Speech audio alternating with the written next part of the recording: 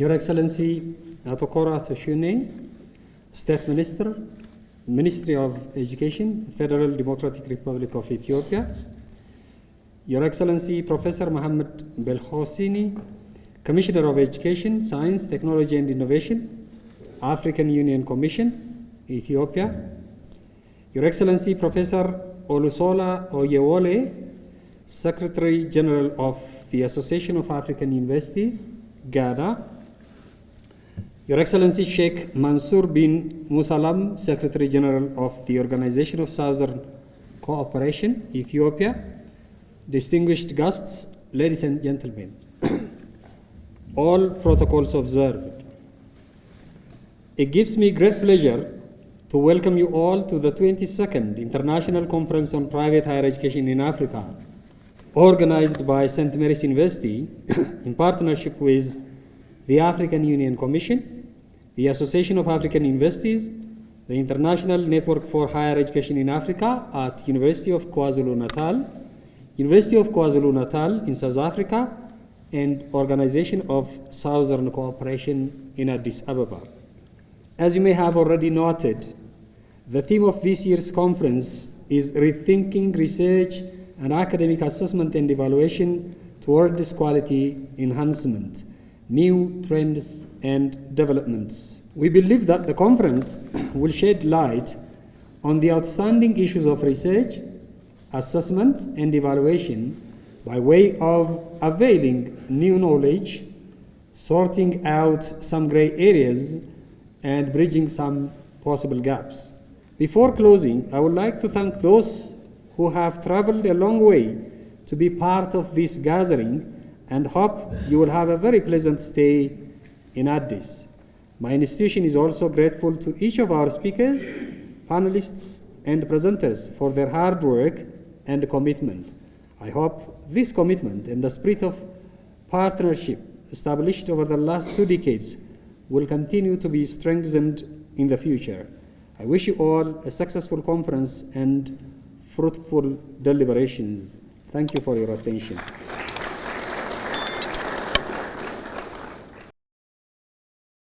In light of the African Union's declaration of 2024 as the Year of Education, the conference today underscores the crucial role education plays in shaping the future of the world at large, but of Africa in particular. Education as the theme of the year for the African Union highlights the continent's unwavering commitment to enhancing educational standards and opportunities for all African citizens. Unable to join you in person at this international conference, I also would like to express my entire gratitude to the President of St. Mary's University for the kind invitation to address you, even though now, unfortunately, at distance. And because I know all too well that addresses that are pre-recorded, even though they remain absolutely sincere, are not as infusing as in-person statements. I will seek to make my remarks to you relatively short. From the Organization of Southern Cooperation, as an organization dedicated from our countries of the Greater South, Latin America, the Caribbean, Africa, and Asia Pacific, to achieving a third way of development. We recognize the importance not only of research, but indeed, as the theme of this year invites us to do, we believe in the importance of rethinking research for our countries. In this regard, and at the risk of sounding off topic, I would like to actually speak of knowledge. Knowledge without which there can be no research. Of course, ladies and gentlemen, in speaking of knowledge, we must, as countries of the South, and of course, amongst those, the continent of Africa and all of its diverse countries, must ask ourselves 3 principal questions. One with regard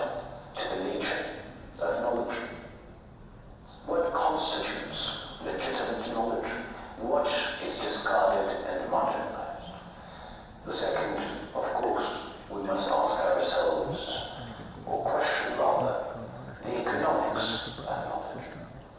And that is, of course, to ask questions with regards to the cost of access to knowledge. But also, and this goes to the question of research, who gets the funding and what kind of research receives funding? And, of course, as part of the question about the economics of knowledge, we must ask ourselves, as countries of the South, as practitioners, and as universities, who can benefit from the fruit of that recently produced knowledge?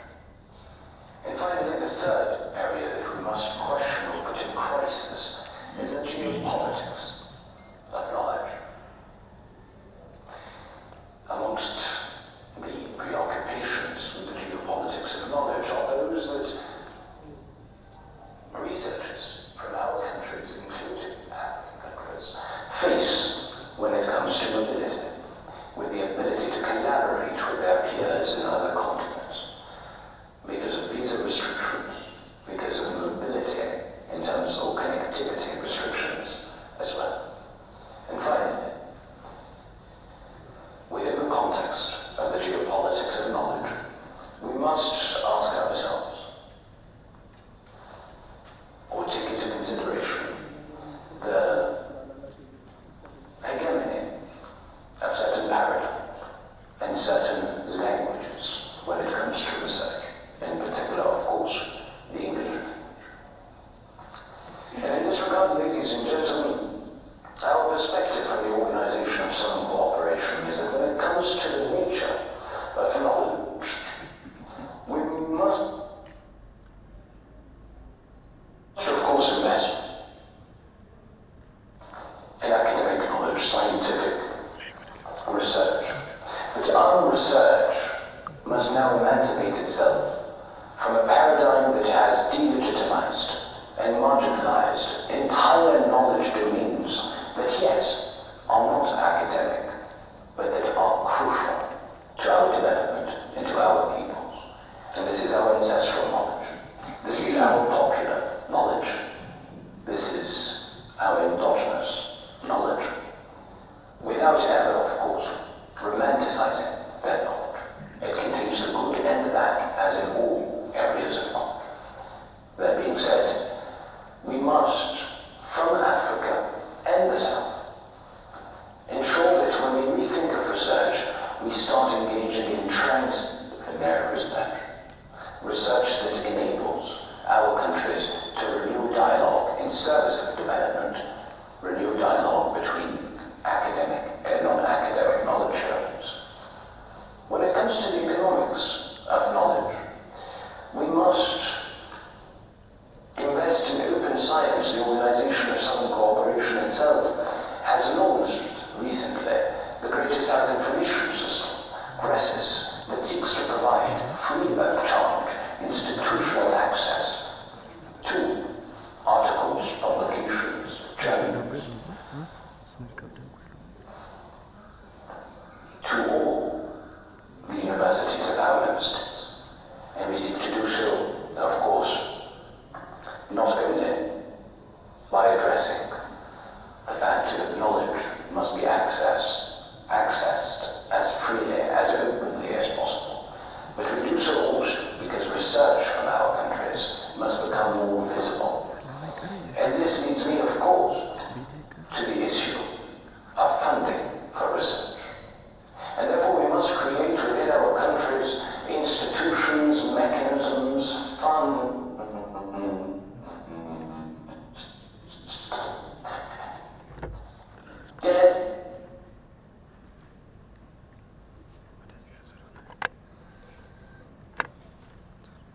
dedicated to goals, to research that caters to the needs and priorities of less than 10% of the world's population.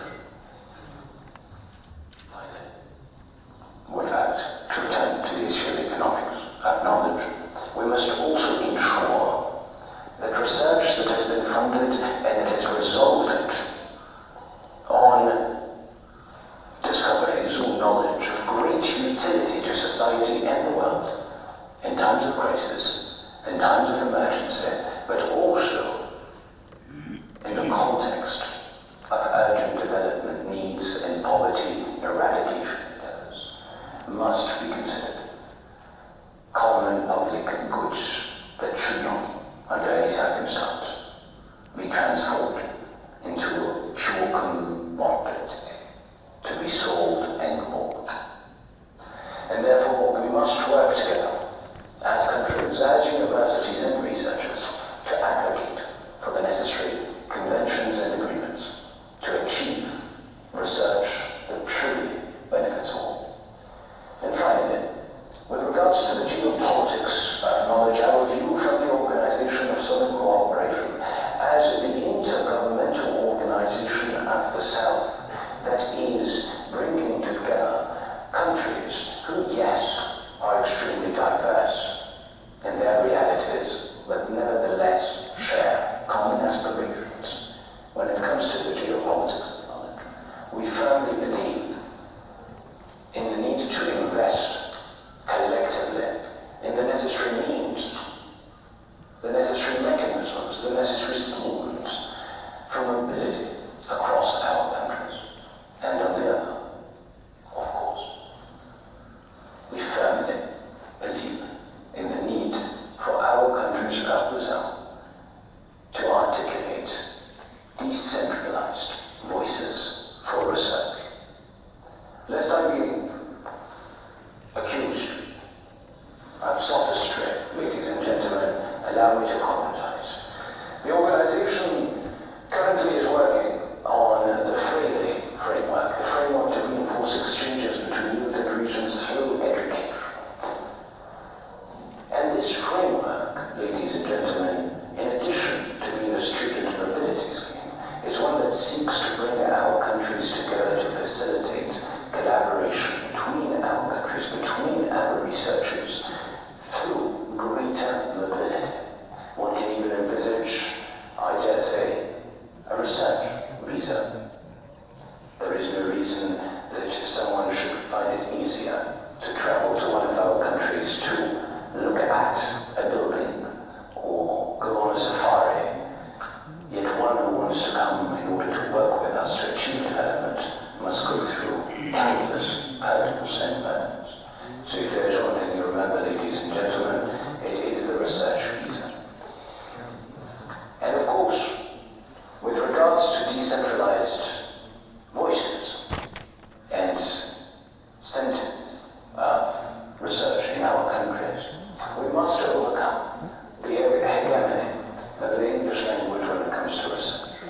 And in so doing, we must, of course, invest, as the OSCE is currently seeking to do, through CRESIS and other fora, to the establishment of peer-reviewed journals of international nature based in our countries. We must also work towards achieving greater collaboration by overcoming linguistic barriers. Because I understand, of course, the English language is useful insofar as it allows to communicate. But with the advent of artificial intelligence, large language models, and generative AI, more generally, with machine learning, we can now, as CRESIS does, avail ourselves of instantaneous AI-powered translations of an accuracy of 90 to 95%, enabling our countries to collaborate because we no longer marginalize the researchers, thinkers of our countries that, simply put, are not English language speakers. These elements, ladies and gentlemen, that I submit for your humble consideration, I believe, must guide our efforts from countries of the South in rethinking research. And whilst I was not able to join you in person today, due to other commitments outside of Ethiopia, I am confident that your debates and deliberations and exchange of knowledge will hopefully contribute decisively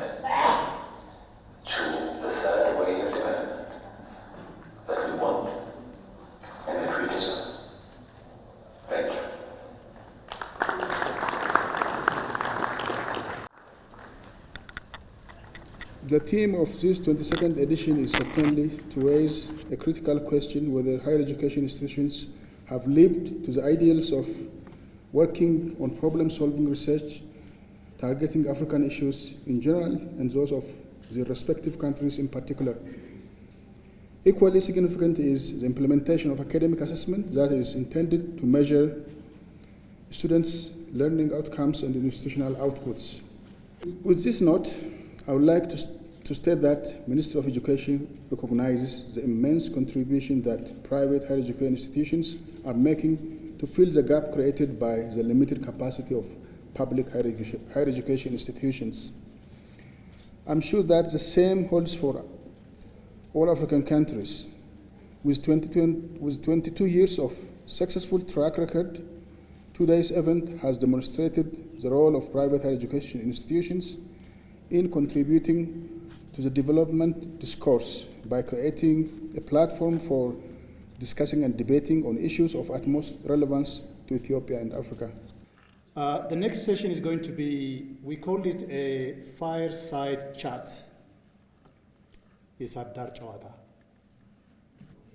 That is because we want it to be more conversational. We want it to be more intimate. And we want it to be not necessarily prepared speech, but just any question that comes while we are sitting by the fireside. I hope the panelists understood this. Although we have shared with them what we want to discuss, some of the questions might be just spontaneous. So without any further ado, let me ask the panelists to come up here.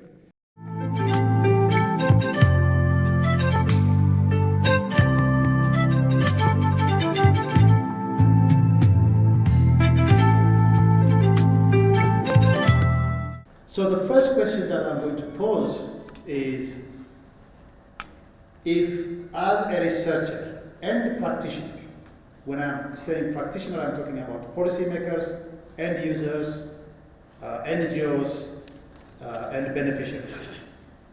Do you see gaps between the researchers and the practitioners in terms of how a research problem is identified, research is designed and conducted, and findings are disseminated? First, Dr. Solomon and Dr. Frey. Next. Thank you, Dr. Teshama, and many thanks for St. Mary University for organizing such usual conference, and appreciation goes to the organizers, particularly to Dr. Wonderson and Dr. Muskana. Yes, much has been said about research ecosystem in Ethiopia, and yes, I would say there is a clear gap in making research dissemination and connection between practitioners and researchers. The reasons could be associated to individual researchers, institutional legal frameworks, and of course at the national level, the national research ecosystem. I would rather focus on the national research ecosystem, which is the basis for making research strong in our country. And as you all know, we have several institutions, higher education institutions, but as a country we still lack a national research council or foundation which would be able to address the overall research agenda of the country. So the practitioners, of course, we are devising, as the Ministry of Education has stated by His Excellency Tokora, we are trying to establish various policies and legal frameworks that could enhance research at higher education institutions. But broadly speaking, as a national, as a country, we have a very big gap in the national research ecosystem where duplication of research could not be solved, funding could be diverted from other sources. So I think with a follow-up question, I will try to address more on that. Thank you. Back to you. That if you are standing with the giants, you look dwarf. So sitting here with Professors Rohani and Masresha was like looking dwarf. But then I was also encouraged by what Dr. Teshoma said, that it is a fireside talk. The fireside, we have the father, the mother, the sisters and brothers. And the science also says that if you are really spending your time with the giants, then you are uplifted. So with that remark, I compliment what Dr. Solomon said at national level. But if we take that to university level, where I'm comfortable because I spent much of my life there, there is a real gap on how the research agenda is said, the titles are, and so on. We actually witness almost in every university. I'm not sure about Addis Ababa University because I did only my undergraduate studies here, where Professor Masresha was my teacher. So if I look much dwarf, then I'm inclined to his teaching as well. And there will be this generation gap, down or up. We have to really witness. So there is this real gap in every university that researchers are not thematic. If they are not thematic, that means they are standalone, fragmented, and with less and less supervision from the instructors. I'm not really blaming the instructors, they are highly overloaded. Why? Because we do have only few staff with PhD who are really qualified. So the gap may start from the research ecosystem, from system level to institutional level to individual or research team level. So there is that real gap we have to admit. The next question I hope will be how to solve this problem. Thank you. Thank you.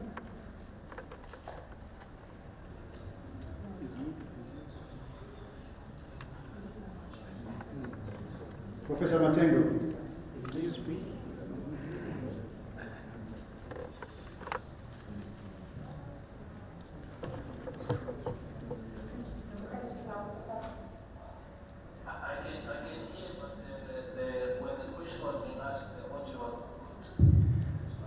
So, Professor Matengo, the question is question C, question number 3.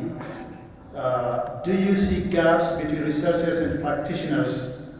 How a research problem is identified, research is designed and conducted and disseminated?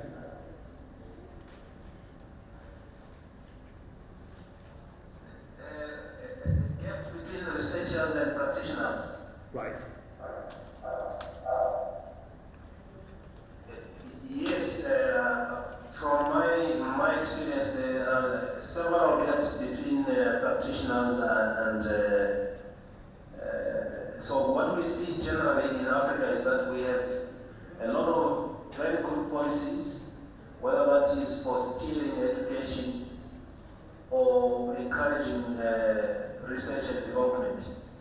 But these policies are not always fitting to practice. And I think the reason for that gap is because when decisions are made, they are not necessarily associated with resources. So take, for example, Vision 2063 or STISA or any of the African Union programs. What resources have been allocated to make sure those decisions are implemented? You would say, I think, very little resources. Part of the gaps is that decision making seems to be not to be associated with resource allocation. And in my opinion, when a decision is made and no resources are allocated, then it's not a decision.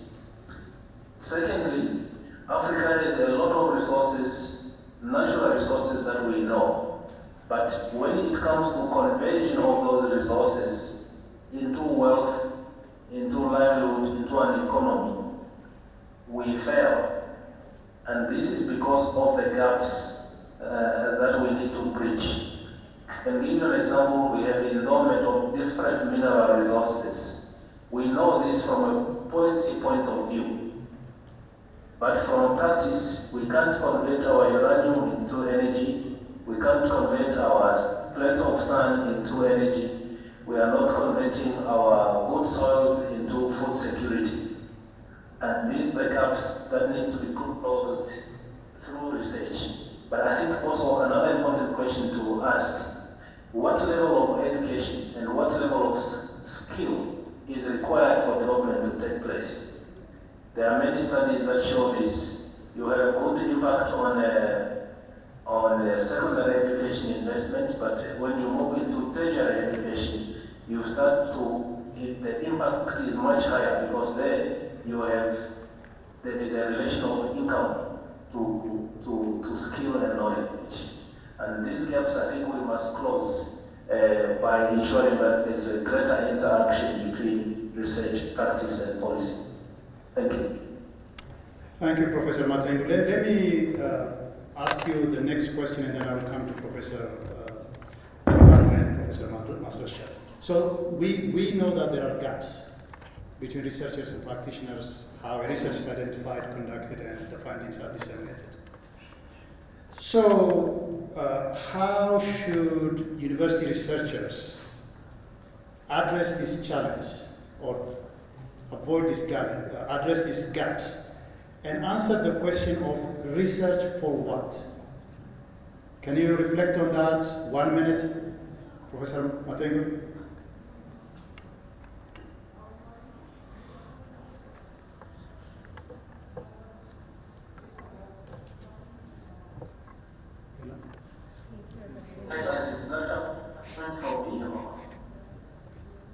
Yeah, that's a question to you.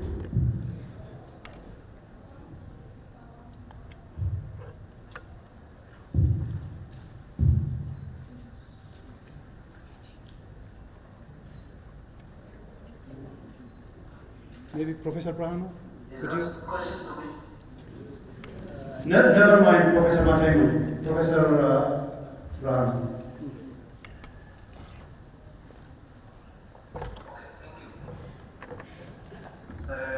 In my opinion, that gap can close by doing the following things.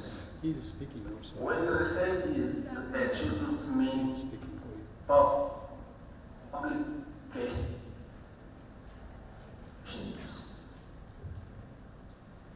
publications. I think we should pursue research for development. What is development? Development is when we use knowledge to cause changes in livelihoods, to cause changes in life expectancy, to access to health, to access to better food, infrastructure, just economic growth or foreign direct investment. That is not development. So I think as researchers we should be able to go out there and show in practice the impact of our research, what it means to policy, what it means to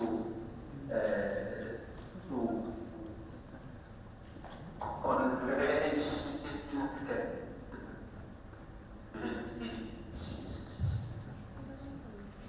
That is the researchers needs to go beyond the call of persuasion or pursuing science. We need to pursue more what we do and transiting it to development practitioners. That interaction should be encouraged. Thank you. Thank you very much, Professor Brahano. Just do a sound check. Can you hear me?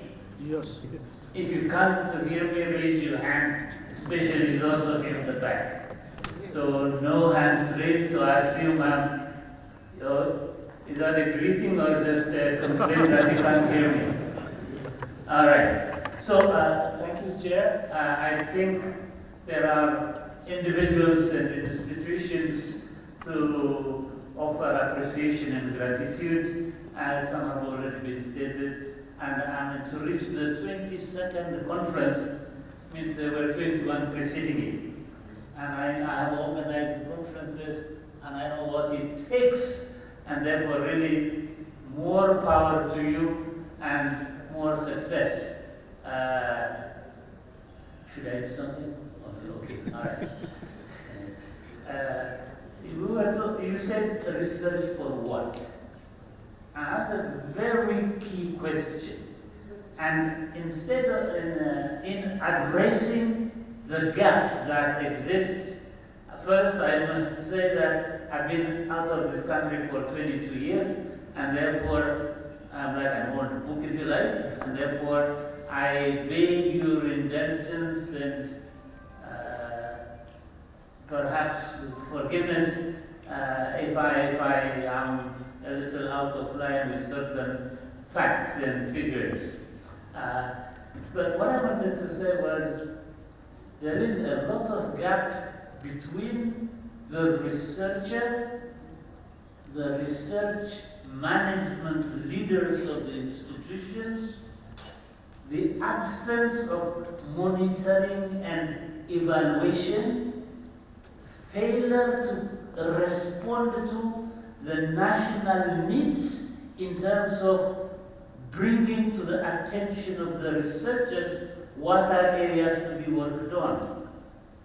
I was very pleased to hear that the Faculty of Science of Addis Ababa University has finally started a Department of Food Science.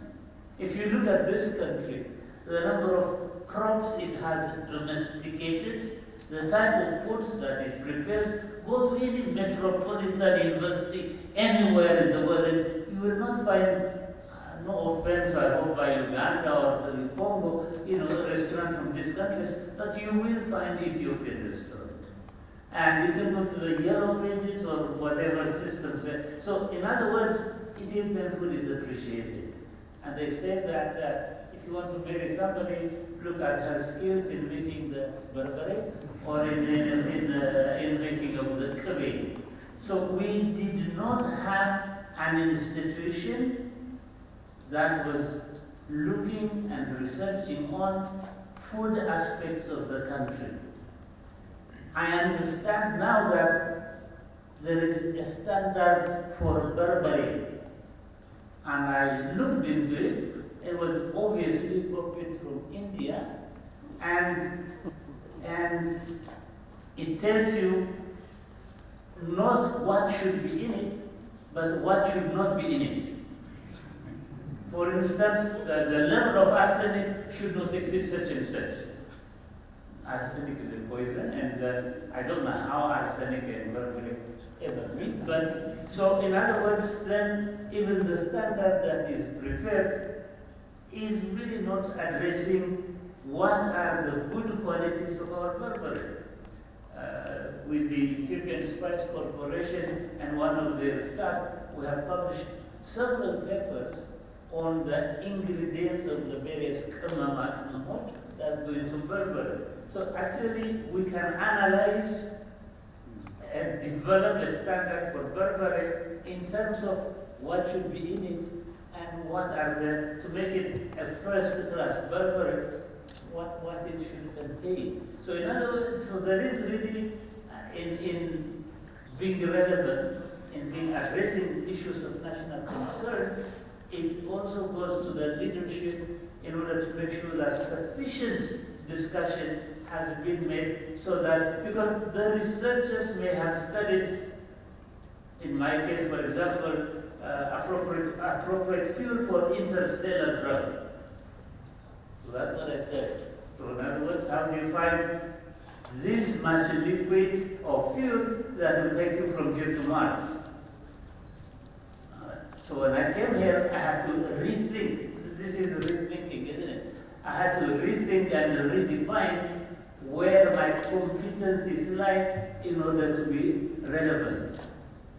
And therefore, it goes, a logical conclusion from here is, if the higher institution wants to establish competence in a particular area, you need to think maybe even 20 years in advance, because to develop world-class leaders, it probably takes us long.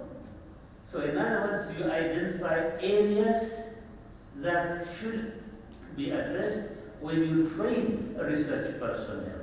And research personnel, when they come in, you can say, no, now you have come in with a PhD in this, so do that or do this. It requires mentorship and development, and that's where the monitoring becomes very critical. And monitoring comes with substantive data, and there must be a proper reward for good work. And also, I know of situations where a good research has been done, but there is no follow-up on that research, because if it has direct relevance to a particular sector, then we need to have these two meet to see what kind of products or services can be developed. One thing, based on the last speaker, he was talking about the importance of local languages, because if a research done is not published and read, might as well not do the research.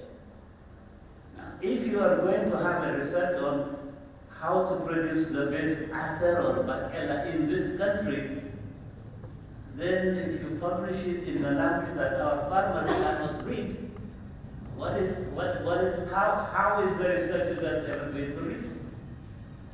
I remember I had a student called Tashoma Kabele, and we worked on developing or identifying the active ingredients of geisha. And we did manage to do that, and to me, the most relevant, one of the most important works is the geisha work. And we could have published that in the UK or in the United States. We published it in this country, and the Bulletin of the Chemical Society of Ethiopia. Because then what I see is we publish, maybe we have 300 prints, at least there are 300 prints that can be distributed, and we also make sure that every high school in the country receives that. So a paper that appears in that has that availability and possibility to access across the country.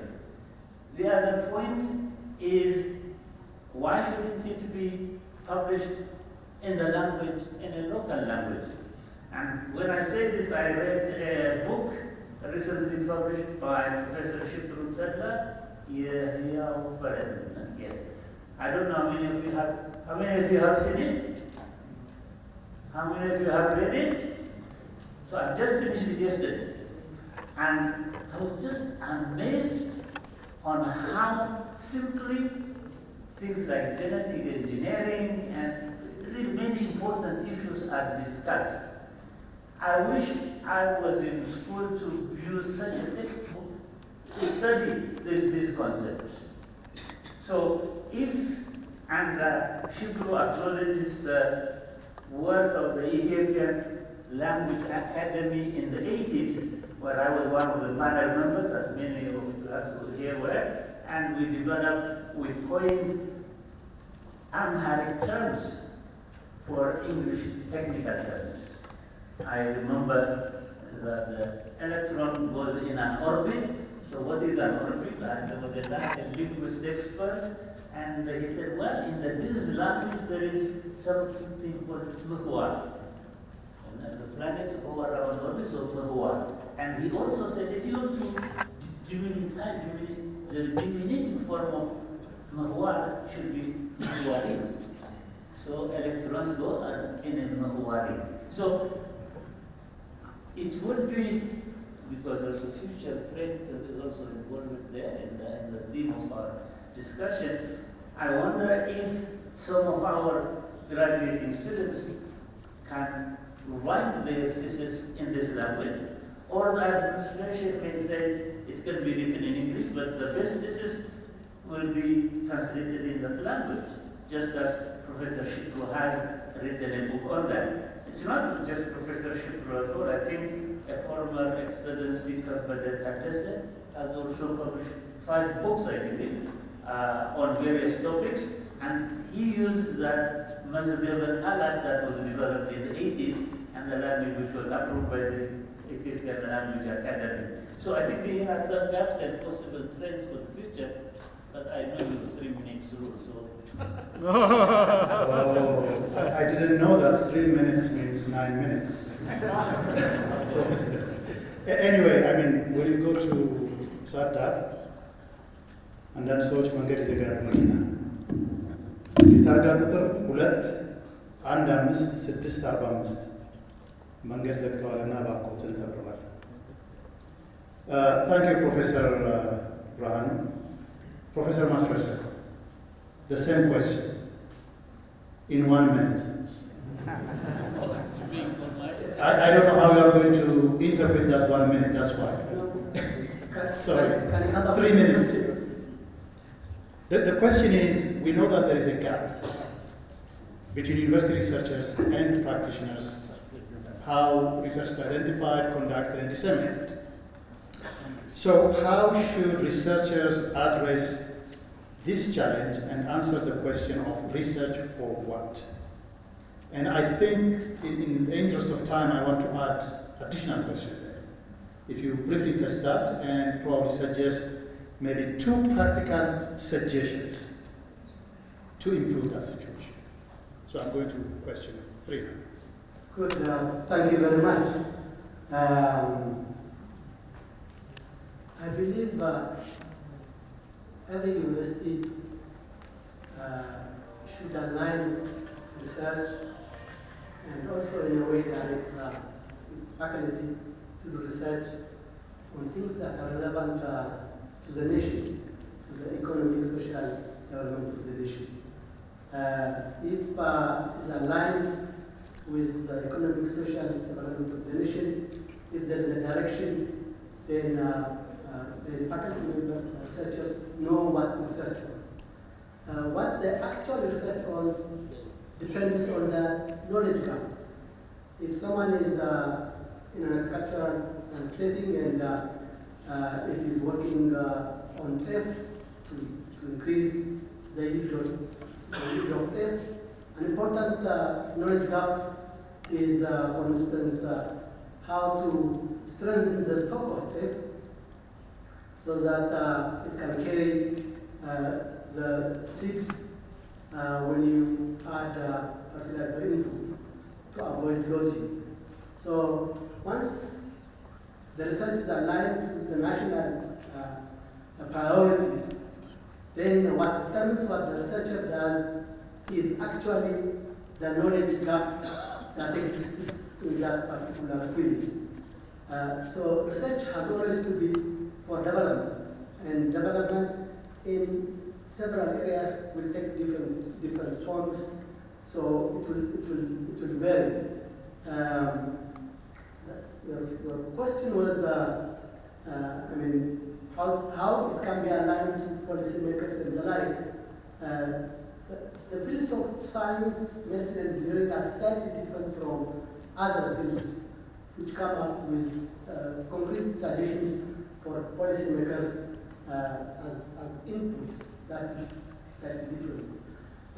But to be successful in research, any nation should prioritize its research, and also it should create opportunities for researchers. How is this done? I mean, research infrastructure, as you know, in our country and in most African countries, the research infrastructure is always leaves much to be desired, and this is because for every group, the equipment that's required is not usually available. So a strategy that I recommend for nations that take research seriously is to bring research infrastructure in such a way that there is a shared system.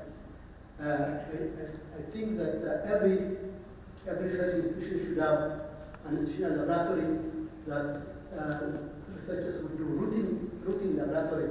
But then there should be a central or regional core laboratory with advanced equipment that's run by advanced technicians that would be available for several people. And then one would have a national laboratory with state-of-the-art high equipment which will be available for everyone throughout the nation. So I think nations should prioritize the research, and universities should align what they do with the national interests, and then there should be infrastructure that would allow research to be done. Those for science, medicine, and health, which is required in a significant way. Thank you very much. Thank you, Professor Master-Shah. Dr. Fred, so how do you characterize success in university research vis-a-vis the demands of the end users or the practitioners? Yeah, thank you very much. It is a real fireside talk that the fathers are really sharing their wisdom. And I appreciate that the moderator is tolerant enough, and that's very helpful for all of us. Yeah, I think if we see research from national level to institutional level to individual level, then the very purpose may vary if there is this misalignment which should not exist. And that misalignment, Professor Master-Shah was mentioning, Professor Burhan was giving us an example that we are not even able to have our own standard on the recipe of our famous food, which is very popular throughout the world, I would say. So if I see it from the researcher side, I think though the purpose is for development, research for development, that's obvious, then comes this community service mandate. From the researcher side, we have to be realistic, we have to be really honest that if our staff are doing research, they are doing it thinking that they will be promoted, thinking that they could get incentive. And at Bahata University, Professor Master-Shah was board member, and he witnessed that we had this incentive which significantly changes the research culture of our staff. And yet, as I said, they are fragmented, standalone, not aligned to the thematic areas. If they see it differently, it could be for partnership. I'm not really putting them in priority order, but as a bureaucrat in a university system for so long, I think researchers are doing research for promotion, incentive, partnership. But I think we should not really focus on the researcher, because that is not the fundamental problem of our country. It is the ecosystem. It is the research system from the very beginning or up the African Union, I would say, to country level. We are happy that our former friend, currently our boss, Atokora, is with us because he was in the university system. I think we need to look for a vibrant research system which can align funding resources with performance, like application, for example, and incentive, so that people could do research for development. For example, what could I get if I do research and take it for community service?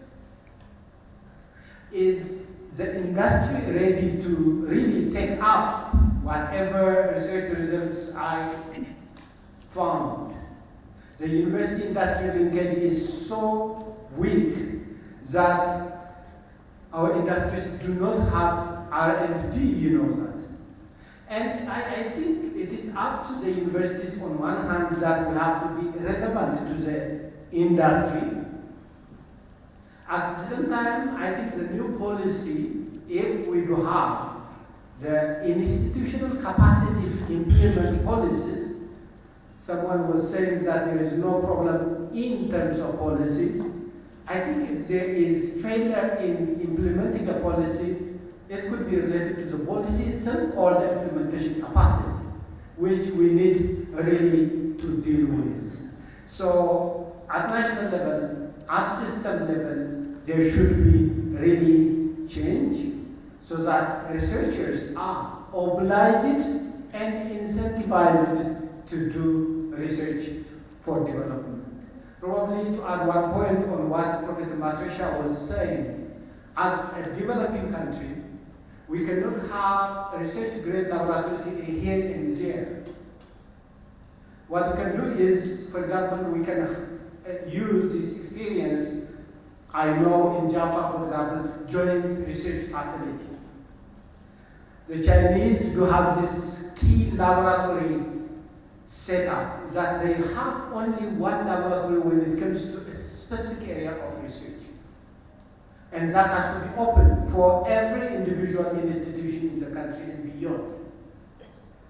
Finally, my remark is, I think if researchers are ready to do research for development, then we have to really walk the talk.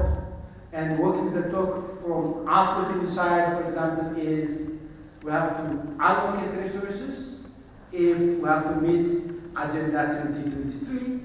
There are declarations like Dhaka Declaration, for example, or the Kigali Communique, and so on and so on. So we need to walk the talk, benchmark from best practices, like, for example, the Center of Excellence at Saba University and Haromaya University.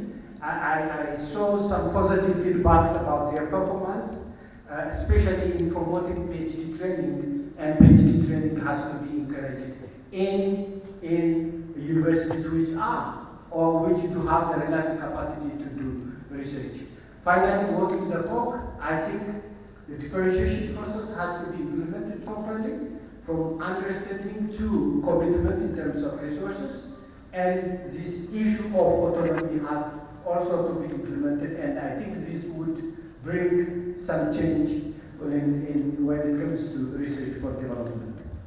Thank you very much. Thank you, Dr. Frey. You started by saying you are patient, and I know why you say that.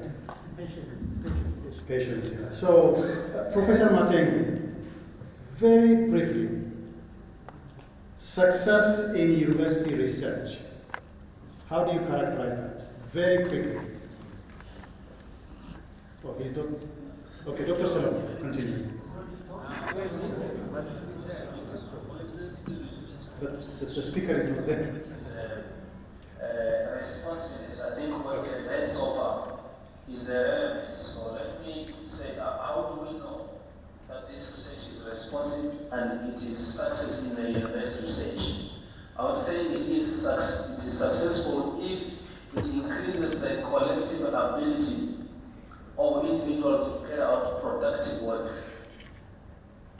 And by productive work, I don't mean jobs. I really mean work is that which we do to increase and improve on those things that leads to satisfaction in life. Then it is successful, in my opinion, if it facilitates the transfer of knowledge, information, products, and new technology development that is created by others. So it is research should be able to lead to sharing of best practices, lessons learned, and improving on what exists. And thirdly, it should be able to increase a country's own capacity and capability to create new knowledge rather than just to consume knowledge. But research should enable a country's productive capacity to create new knowledge, products, and technologies.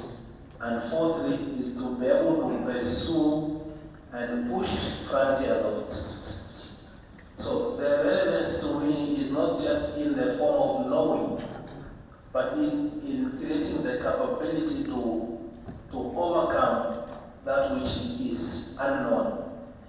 Let me give you one example as a final thing. There is a research now that is showing that Parkinson's disease is on the rise in Africa.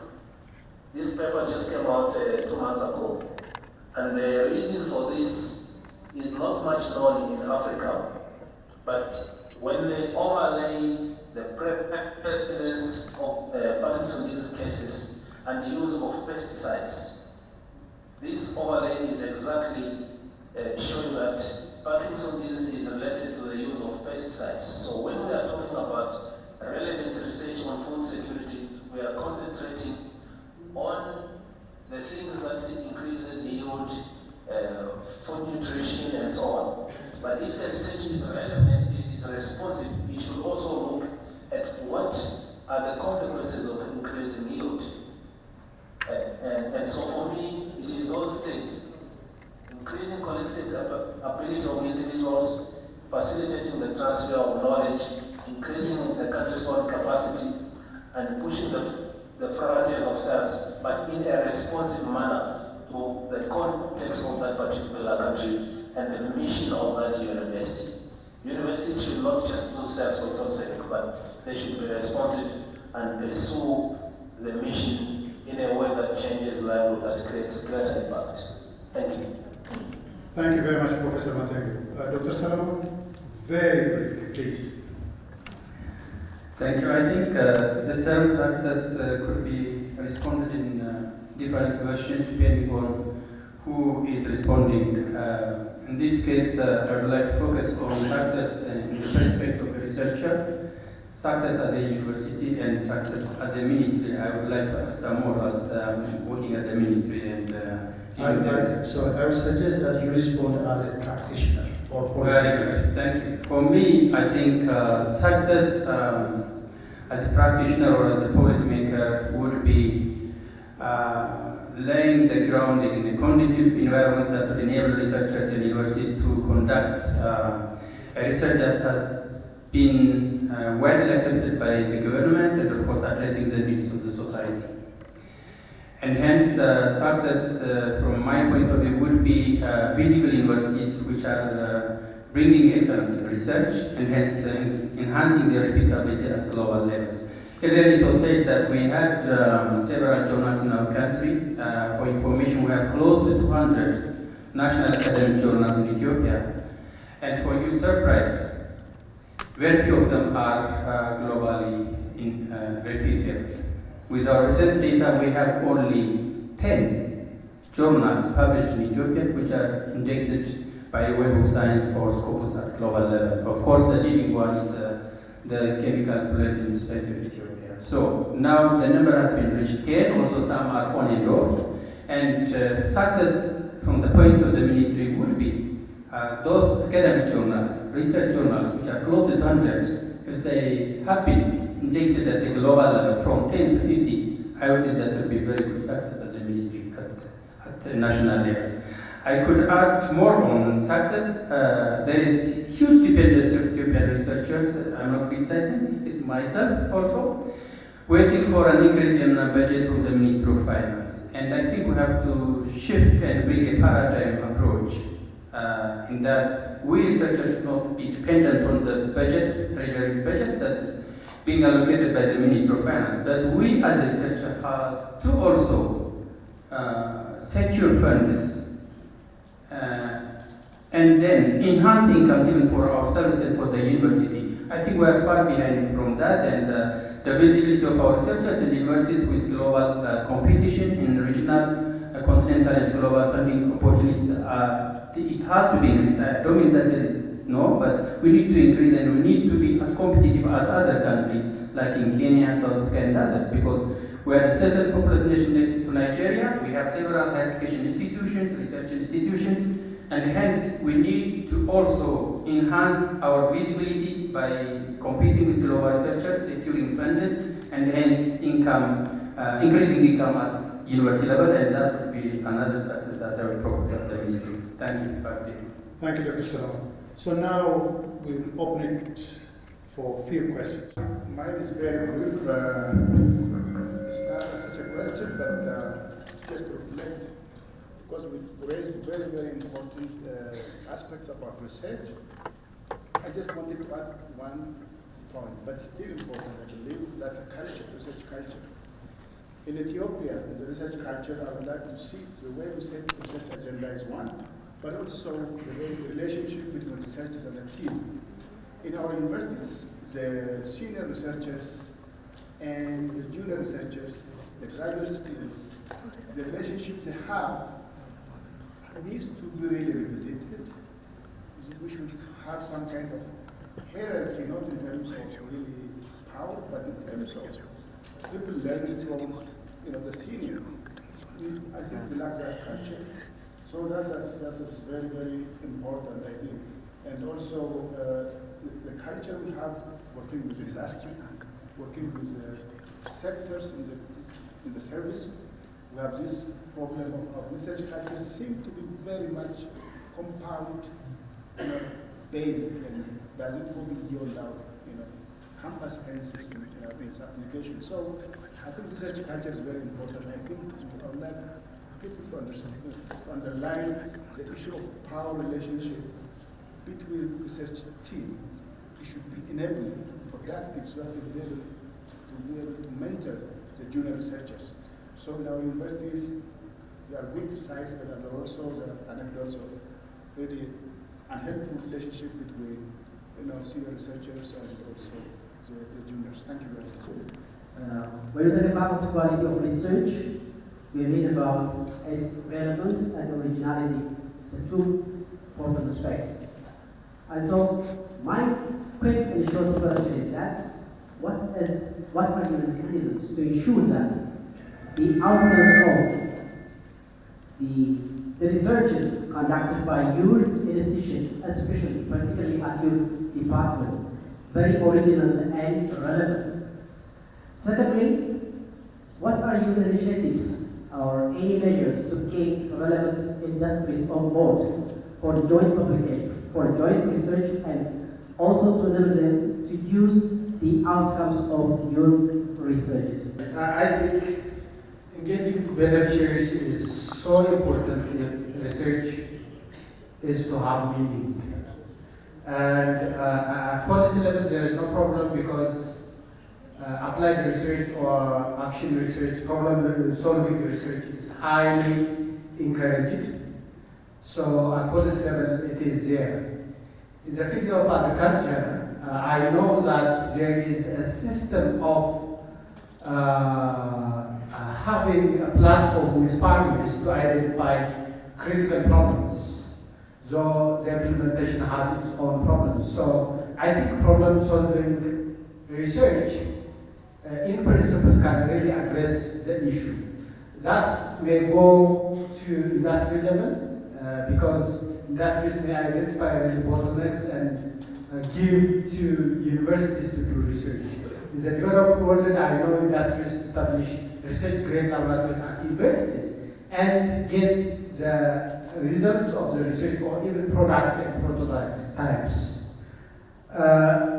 The other point I'd like to mention related to this question is the very high emphasis, again at policy level, on indigenous knowledge. And when it comes to indigenous knowledge, then there is a need to go to the beneficiaries, especially the people.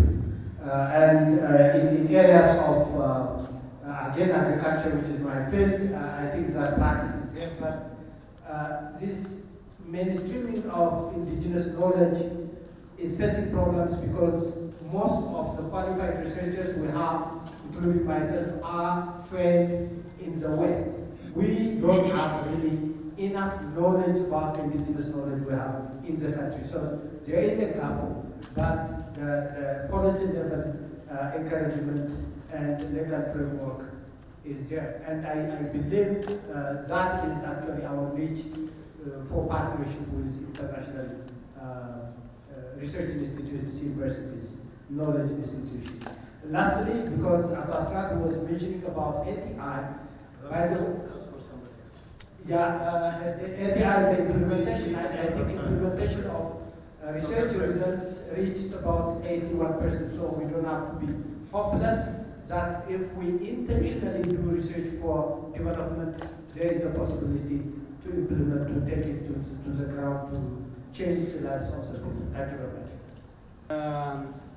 Earlier you asked about who is a successful researcher, how is success measured. And in my thinking, success for a researcher is measured in how much the researcher has established a research team. If you have a research team, then there is a major researcher, and there are his assistants, students, and there is a live mentoring process going on. We have to enable our researchers to create a research team. How do we do that? This is by enabling them to have research facilities. As I said, which is very important. A nation that takes research seriously should also make facilities available with researchers. I'm sure Ministry of Education does not have an excellent record of supporting research in the system. Ministry of Education in the past has been concentrating more on the teaching side. I've said this a number of times and I will say it. But this is very important. Unless we devise a system which will allow universities to function, to have a funding facility by supplying, for instance, seed monies so that researchers would start, so that they get the attention of funders elsewhere. If we facilitate and if we work on these things, then it is possible that researchers can be established. We have an excellent example of a successful researcher here in Brahanu Abagaz here. Brahanu Abagaz was a pioneer together with his colleague Ermias Danye. He created a chemistry department and he obtained funding elsewhere. I'm sure he used also facilities from Faculty of Science to buy a few things. And then they created a department of chemistry that is the envy of every chemist in Africa.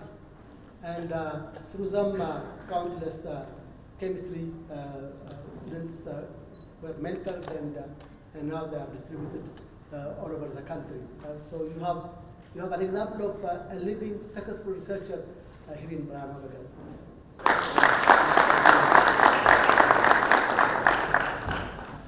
We had two panels in the afternoon session, but one of the things that outstood for me today is the way how the academic community was embracing one another as a networking platform, and having such conferences are beyond research outputs, but also at the same time a networking opportunity. We had a little over 150 participants today. In the afternoon session, that was led by Dr. Tashoma, a session that was led very generously. It focused on the gaps between research and development. A couple of things that resonated on the session was the research outputs that we do should be impactful, and one of the examples, the metaphorical examples that were presented by Professor Brahanu about the issue of Berbere, I think that was something that sticks with every one of us. In terms of how we could make research outputs more impactful, one of the recommendations that was raised was making our research aligned to the socio-economic needs of the environment and the nation. The other aspect is making sure that we as researchers do a paradigm shift in terms of how we resource funding and grants. And another important aspect that was raised is making sure that researchers go beyond the actual research and making sure that they build research teams and the essence of mentorship. In the second panel after the tea break, we had the issue of technology and its impact. I would only mention three things that stood out. The first is, in a time that AI is catching up so fast, to stay relevant as a researcher, as an academician, we have to also learn how it is changing, and we have to know the system itself. The other aspect is, since AI is at the very early stage of its development, strengthening our ethical and moral values is also another important aspect that we should emphasize. The last one is balancing technology and AI on its opportunity and challenge, and that's something that we should all stress. Having said this, our session for tomorrow, it would start at exactly 8:30 in the morning, and we encourage you to be on time so that we could finish in time as well. Those of you who have parked your car downstairs and were given a receipt, please make sure that you get a stamp at the gate of it so that you won't have any hassle at the end of it. One of the things that I would love to plead to all of you is there is important conversations that were happening, and it would be wise to further have conversations on these issues and pushing the topics that were raised today even on different platforms. Typically, it could be on Twitter or on LinkedIn, which is X today. Having that conversation pushed further would encourage people to talk about the topics that we raised today, especially on the issues of the relevance of researches that we do and the impact of technology that we have. Having said this, thank you very much for being here. To the last point, I wish you a wonderful evening and see you tomorrow morning.